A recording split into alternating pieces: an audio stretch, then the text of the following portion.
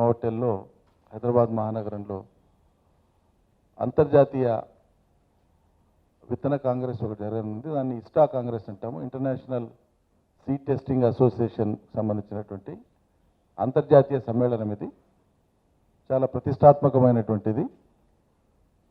3 ఏళ్లకు ఒకసారి జరిగేటువంటిది సమ్మేళనం ఇది. ఇప్పటిదాకా అమెరికాలో, యూరోప్లో, న్యూజిలాండ్లో, ఆస్ట్రేలియాలో మాత్రమే నిర్వహింపబడినాయి ఈ అంతర్జాతీయ సమ్మేళనాలు. ఆసియా ఖండంలో ఇప్పటిదాకా నిర్వహించబడలేదు. మొత్తం ఆసియా ఖండంలోనే మొట్టమొదటిసారి ఆసియా ఖండంలో నిర్వహించబడేటువంటి ఈ ఇస్టా కాంగ్రెస్ అనేటువంటిది హైదరాబాద్ వేదికగా తెలంగాణ రాష్ట్ర రాజధానిలో జరపబడుతున్నది. ఇది అత్యంత ప్రతిష్టాత్మకమైనటువంటి కార్యక్రమం. మన రాష్ట్ర రాజధాని నగరంలో ఇది జరగడం అనేటువంటిది, అదేవిధంగా ఇస్టా పాలకవర్గం ఆసియా ఖండంలో, అందున భారతదేశంలో మన తెలంగాణ రాష్ట్ర రాజధానిలో నిర్వహించడానికి వాళ్ళు నిర్ణయం తీసుకోవడం అనేటువంటిది మనకు ఆనందదాయకం, మనకు కలిసి వచ్చినటువంటి అంశంగా భావిస్తూ దానికి తగ్గట్టుగానే భారీ ఏర్పాట్లతో పాటు అంతర్జాతీయ ప్రమాణాలతో కూడినటువంటి నిర్వహణను చేసేటందుకోసం పూర్తి ఏర్పాట్లు చేస్తున్నాం. ప్రారంభ వేడుకలు మాన్య ముఖ్యమంత్రి వర్యుల ఆధ్వర్యంలో జరుగుతాయి. ముగింపు వేడుకలు 28వ తేదీ సాయంత్రం రాష్ట్ర గవర్నర్ గారి ప్రెజెన్స్లో జరుగుతాయి. వారు ముఖ్య అతిథిగా. కొద్దిసేపట్లో మా కమిషనర్ గారు వెళ్ళి గవర్నర్ గారిని కలిసి అపాయింట్మెంట్ కూడా స్థిరపరచుకుంటారు.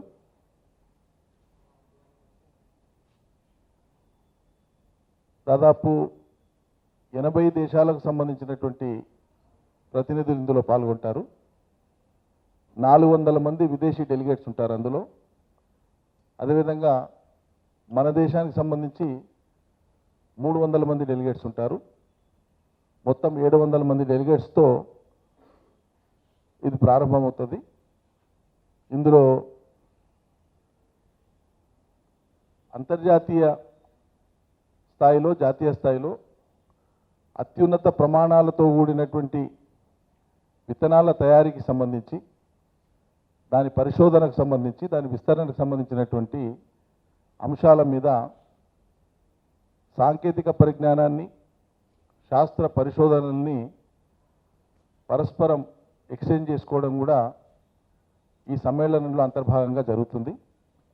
ఇందులో ఈ సీడ్కి సంబంధించి మొత్తం, అంటే దాని పరిశోధన నుంచి మొదలు పెడితే, నాణ్యతా ప్రమాణాల నుంచి మొదలు పెడితే, విస్తరణ నుంచి మొదలు పెడితే అన్ని దశలలో అంతర్జాతీయ స్థాయిలో ఇన్వాల్వ్ అయినటువంటి పాలసీ మేకర్సు, దాంతోపాటు శాస్త్రవేత్తలు, రీసెర్చ్ స్కాలర్సు, ఇంటర్నేషనల్ ఆర్గనైజేషన్కి సంబంధించినటువంటి డెలిగేట్సు, వాళ్ళ రిప్రజెంటేటివ్సు, అదేవిధంగా ఫుడ్ అండ్ అగ్రికల్చర్ ఆర్గనైజేషన్కి సంబంధించిన ప్రతినిధులు, ఇంటర్నేషనల్ సీడ్ ఫెడరేషన్కి సంబంధించి ఐఎస్ఎఫ్ అంటాం, అదేవిధంగా Asia Pacific seed association APSA అంటాం, దాంతోపాటు organisation for economic cooperation and development ఉంది, ఓఈసీడీ.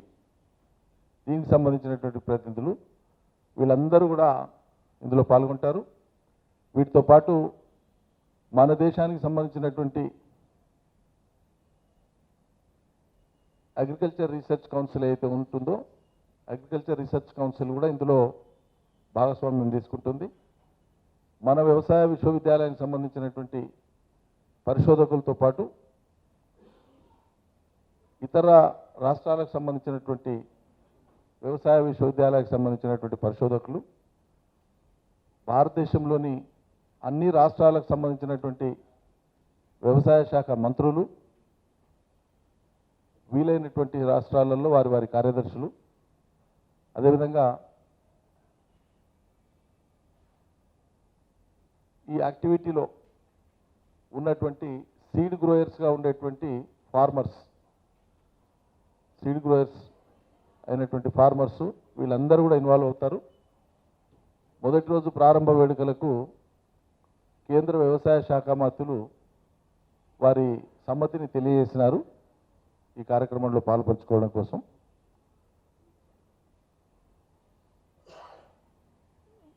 ఈ 3 రోజుల పాటు జరిగేటువంటి కార్యక్రమాలు, ప్రధానమైనటువంటి కార్యక్రమాలకు సంబంధించి అనేక రకాల ఈవెంట్స్ ఉన్నాయి. ఈ ఈవెంట్స్ అన్నీ కూడా మీకు ప్రింట్ ఇస్తాం, అన్నీ కూడా సులువుగా ఉంటుంది, మీకు ఏది కూడా మిస్ కాకుండా.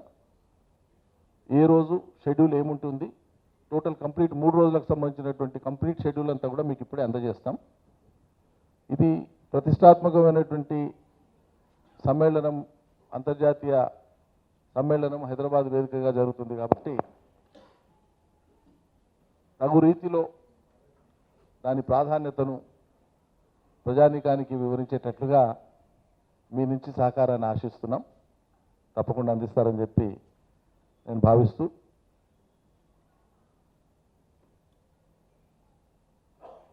ప్రకృతి పరంగా, పర్యావరణ పరంగా, నైసర్గిక పరంగా, భౌగోళిక పరంగానే మీకు తెలుసు గ్లోబ్లో ఒక్కో ప్రాంతానికి ఒక్కో రకమైన అనుకూలతలు, అననుకూలతలు ఉంటాయి.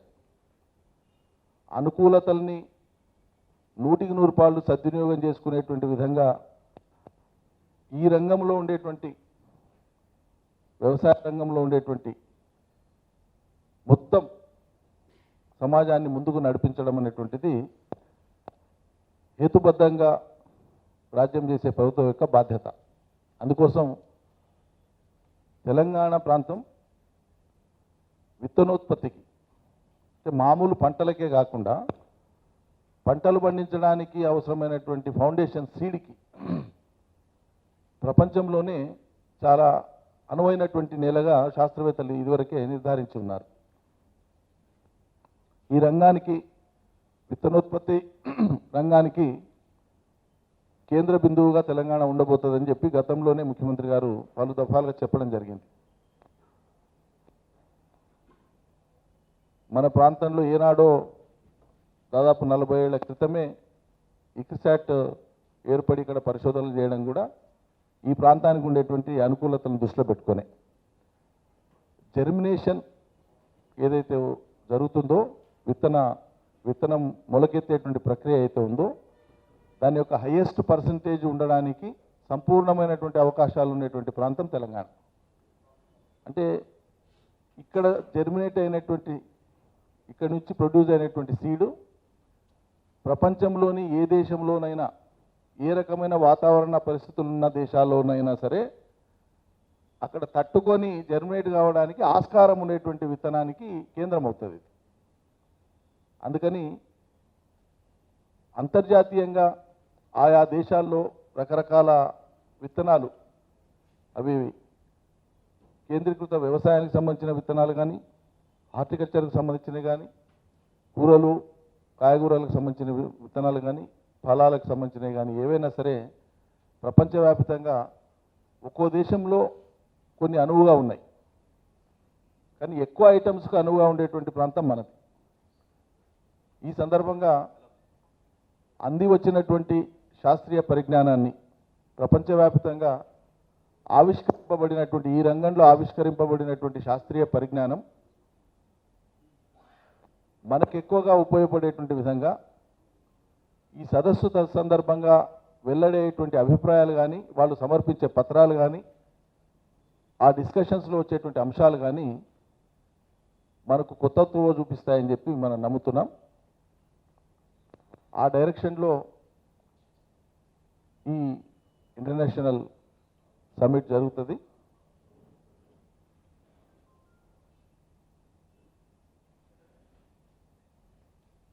అనుకూలతలతో పాటు ఈ అంతర్జాతీయ సమ్మేళనం తర్వాత తెలంగాణ ప్రాంతంలో ఉండేటువంటి సీడ్ ఇండస్ట్రీ ఇది గ్లోబల్ లెవెల్కి విస్తరిస్తుంది. ఇప్పుడున్న పరిమితులు, అవధులను దాటి ఇంకా విస్తరించడానికి అవకాశం ఉంది.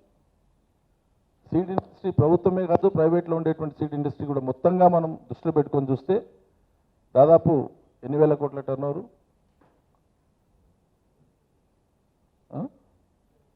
కాదు.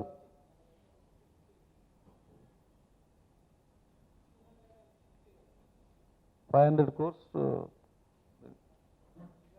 ఓకే ఓకే, కోట్లాది రూపాయల టర్న్ ఓవర్ ఒక మాటలో చెప్పాలంటే. రైట్. అదేవిధంగా నాణ్యత గల సీడ్ ప్రొడక్షన్కి మనం దారులు వేసినటువంటి వాళ్ళం అవుతాం. ఎక్స్పోర్ట్స్ పెరుగుతాయి దీని తర్వాత.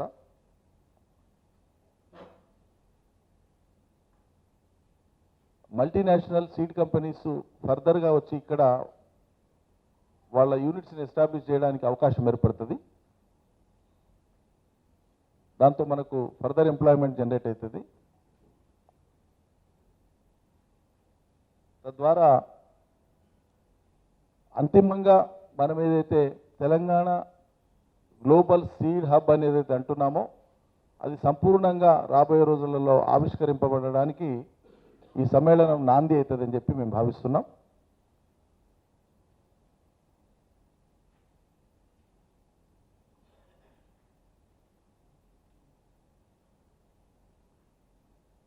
సీడ్ గ్రోయర్స్గా ఉండేటువంటి ఫార్మర్స్కి కూడా శాస్త్ర విజ్ఞానంతో పాటు ఇక్కడ వాళ్ళకు అందుబాటులోకి వచ్చినటువంటి అనుభవాలన్నీ కూడా వాళ్ళ నైపుణ్యాన్ని పెంచుకోవడం కోసం, వాళ్ళ ప్రొడక్టివిటీని పెంచుకోవడం కోసం ఈ సమ్మేళనం చాలా గొప్పగా తోడ్పడుతుందని చెప్పి భావిస్తున్నాం. అందుకని మల్టీ డైమెన్షనల్ ఎఫెక్ట్స్ ఉండేటువంటి ఈ ఇస్టా కాంగ్రెస్ మనకు ఒక కొత్త దారి చూపిస్తుందని ఆశాభావంతో ఉన్నాం. దీని సంపూర్ణ విజయానికి కట్టుబడి పనిచేస్తున్నటువంటి రాష్ట్ర ప్రభుత్వ వ్యవసాయ శాఖ, ప్రత్యేకంగా మా సీడ్స్కి సంబంధించినటువంటి ఆర్గనైజేషను,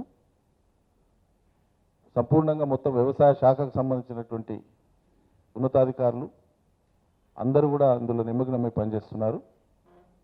మీ అందరి నుంచి కూడా సహకారాన్ని ఆశిస్తున్నాం. Thank you. కానీ ఒక 12-13 రోజులు అయితే డిలే అయినట్లే లెక్క. వస్తాయని ఆశిద్దాం. అంటే కొన్నిసార్లు ఐఎండి వాళ్ళు ఇంకా వారం ఉందనగానే ముందస్తుగా కూర్చున్న సందర్భాలు ఉన్నాయి. ఈ వారం కురుస్తున్నాయి అన్నప్పుడు కూడా 2 వారాలు ఇప్పుడు వెనక్కిపోయిన సందర్భాలు కూడా ఉన్నాయి. కాబట్టి let us only hope for the best. అంటే అందుకే నిన్న ప్రెస్ మీట్లో మాట్లాడినప్పుడు ముఖ్యమంత్రి గారు చెప్పినారు, మీరు అది గ్రహించే ఉంటారనుకుంటాను.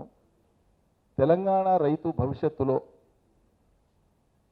కాళేశ్వరం సంపూర్ణమైన తర్వాత, పాలమూరు రంగారెడ్డి కంప్లీట్ అయిన తర్వాత రేపటి తెలంగాణ, రేపటి సాగునీటి పారుదల వ్యవస్థ, రేపటి వ్యవసాయం ఎట్లుంటుందన్న విషయం వచ్చినప్పుడు అది మా కమిట్మెంట్ కళ రెండు.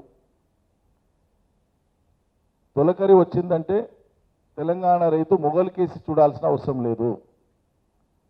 సహజంగానే ఏరులో బారేటువంటి నీటి ద్వారానే ఈ ఎత్తిపోతల పథకాలు ఎక్కడికక్కడ ప్రారంభమై తెలంగాణ రైతు వ్యవసాయం సజావుగా నిర్దిష్ట సమయానికి గంట కొట్టినట్లే విత్తనం పడే పరిస్థితి భవిష్యత్తులో ఉంటుంది. బహుశా ఇది ఎంతో దూరం లేదు, ఇంకొక ఏడాదిన్నరలో ఈ పరిస్థితులు చూస్తాం మనం. 7 కాళేశ్వరం రేపు 21 నాడు గౌరవ ముఖ్యమంత్రి గారు ప్రారంభిస్తున్నారు. 2 పక్క రాష్ట్రాల ముఖ్యమంత్రుల సమక్షంలో, గవర్నర్ గారి సమక్షంలో వాళ్ళు ముఖ్య అతిథులుగా వచ్చే సందర్భంగా వారు ప్రారంభిస్తున్నారు. తొలి విడత మనకు రేపు జూలై నుంచి నీళ్లు ఒకసారి విడుదల ప్రారంభమైన తర్వాత దాదాపు 25 లక్షల ఎకరాలు ఈ సంవత్సరం నుంచి సాగులోకి తెస్తున్నాం. మిగతాది వచ్చే సంవత్సరం నుంచి అమల్లోకి వస్తుందని చెప్పడం జరుగుతుంది. అదేవిధంగా పాలమూరు రంగారెడ్డిని కూడా పరుగులు పెట్టించిన తర్వాత మరో 2-2.5 ఏళ్ళు అక్కడ, ఏడాదిన్నర ఇక్కడ, సగటున 2 ఏళ్ల లోపల తెలంగాణ రైతు మొగులుకేసి చూసి తొలకరి ఆలస్యమైందని దిగులు పడే పరిస్థితి ఉండకుండా మనం దేశంలోనే మొదటి రాష్ట్రంగా ఆ దిశలో అడుగులు వేస్తున్నాం. సంపూర్ణ విజయం సాధిస్తామనేటువంటి విశ్వాసం మాకుంది. ఎందుకంటే మన కళ్ళ ముందే ఉంది తలపెట్టినటువంటిది, కలగన్నటువంటి ప్రాజెక్టు, తలపెట్టినటువంటి కార్యాచరణ, దాన్ని అనుభవసాధ్యం చేసి చూపిస్తున్నాం. డెఫినెట్గా అది అవుతుంది. చాలా చాలా భవిష్యత్తు ఉంటుంది. ఒక రకంగా ముందుకు ఆలోచించి చూస్తే కొన్ని అంశాలు ఉన్నాయి, వాటి మీద రేపు దృష్టి సారించాలి. ఈసారి మా అనుభవంలోకి వచ్చినటువంటిది కొద్దిపాటిగా దశల వారీగా పెంచినటువంటి సాగునీటి ఆయకట్టు ద్వారానే ఈసారి రాష్ట్ర వ్యాప్తంగా సాగునీరు అభివృద్ధి అయినటువంటి ప్రాంతాలలో వచ్చినటువంటి దిగుబడి వరి కానీ వేరుశనగ కానీ ఇతర పంటలు కానీ అవి కొనుగోళ్లకు సంబంధించినటువంటి మొత్తం ప్రక్రియలో మేము చాలా టెన్స్తో ఉన్నాము వాస్తవంగా. ఒకవైపు వర్షం అకాల వర్షాలు వస్తే ధాన్యం చచ్చిపోయేది మీరే చూసినారు. చాలా మార్కెట్ యార్డ్లలో వర్షం వస్తే ధాన్యం చచ్చిపోవడం కానీ, అంటే పోటెత్తినటువంటి ధాన్యం మార్కెట్కు. అందులో మనం ఆందోళన కల్పించే అంశాన్ని మాత్రమే హైలైట్ చేసినాం, కానీ ఆనందం కల్పించేటువంటి అంశాలు పొద్దునుంచి పొద్దుముకేదాకా ఉంటాయి.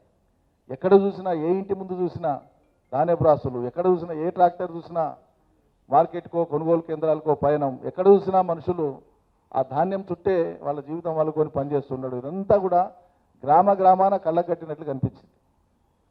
ఇప్పుడు ఇంత high production year by year పెరిగితే ఈ మొత్తం ప్రొడక్షన్ యొక్క యూటిలిటీ ఏందనేటువంటిది రేపటి ప్రశ్న.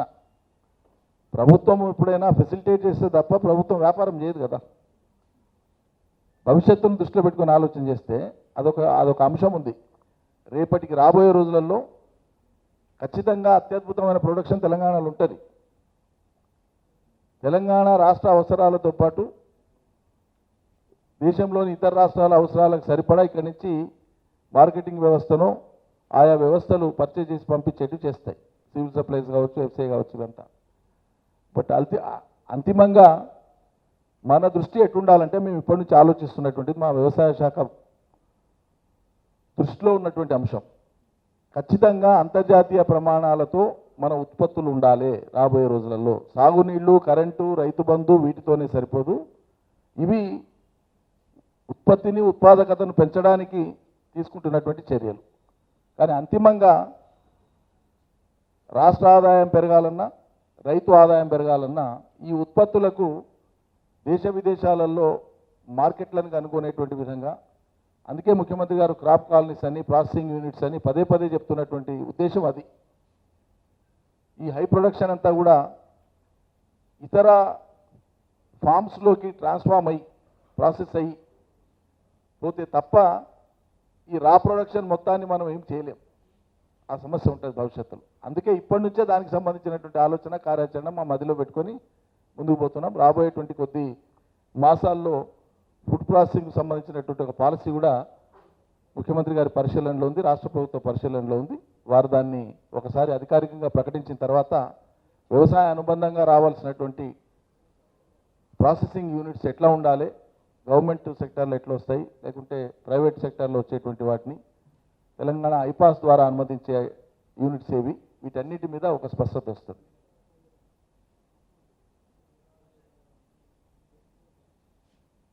Yes,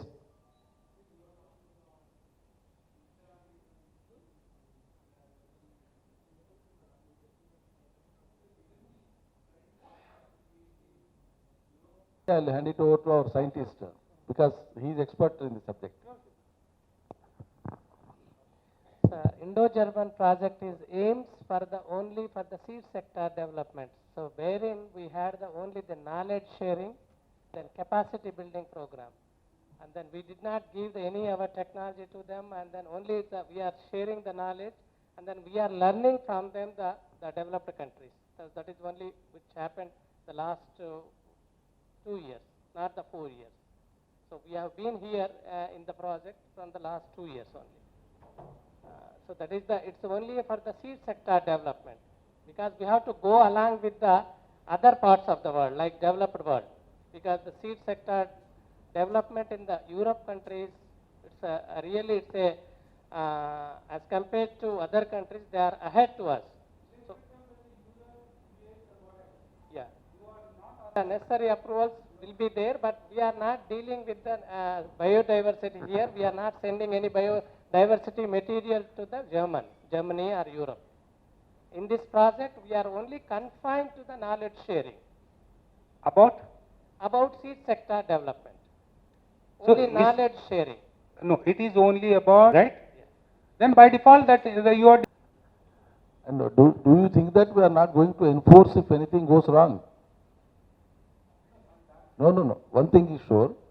See, ecologically and from the standpoint of biodiversity, Telangana is much far ahead than any other states in the country now. The way the usage of chemical fertilizer is asked to be reduced, the way that the restoration of the tanks under Mission Kakatiya is taken up. Okay, okay. You are concerned about the intellectual properties? Emena? You represent which paper? Hans India. Okay, okay. Personally, I am very sensitive, and I have lot of concern for should have. Nothing goes wrong at my behest, at least.